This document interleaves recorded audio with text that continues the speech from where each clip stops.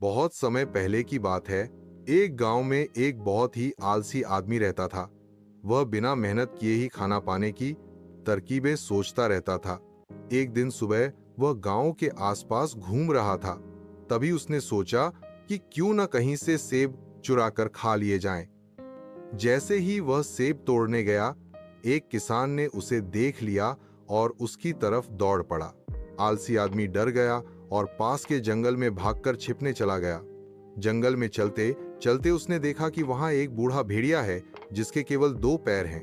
वह आदमी सोचने लगा कि यह भेड़िया केवल 2 पैरों के सहारे कैसे जिंदा है। वह न तो भाग सकता है और न ही अपने लिए खाना ढूंढ सकता है। ऊपर से जंगल में और भी खतरनाक जानवर हैं। फिर भी वह भेड़िया खुश होकर इधर उधर रेंग रहा था। तभी उसने देखा कि एक शेर भेड़िए की तरफ आ रहा है और उसके मुंह में मांस का टुकड़ा है। वह आलसी आदमी डर के मारे एक पेड़ पर चढ़ गया, लेकिन भेड़िया तो भाग नहीं सकता था, इसलिए वह वहीं पड़ा रहा। आदमी हैरान रह गया जब उसने देखा कि शेर ने भेड़िए के पास मांस का टुकड़ा रख दिया ताकि वह खा सके। यह देखकर आदमी बड़ा खुश हुआ। उसने सोचा कि भगवान सच में अपने हर जीव का ध्यान रखते हैं। उसने सोचा कि अगर भगवान ने भेड़िए के लिए योजना बनाई है तो मेरे लिए भी जरूर कुछ सोचा होगा। वह आदमी एक जगह बैठ गया और इंतजार करने लगा कि कोई आकर उसे खाना देगा। वह एक दिन बैठा रहा, 2 दिन बैठा रहा, लेकिन कोई नहीं आया। आखिरकार भूख से तड़पकर वह वहां से चल पड़ा।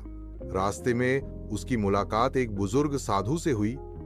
उसने साधु को पूरी कहानी सुनाई और पूछा, हे ज्ञानी बाबा, भगवान ने उस लाचार भेड़िए पर दया की, लेकिन मुझ पर क्यों नहीं की?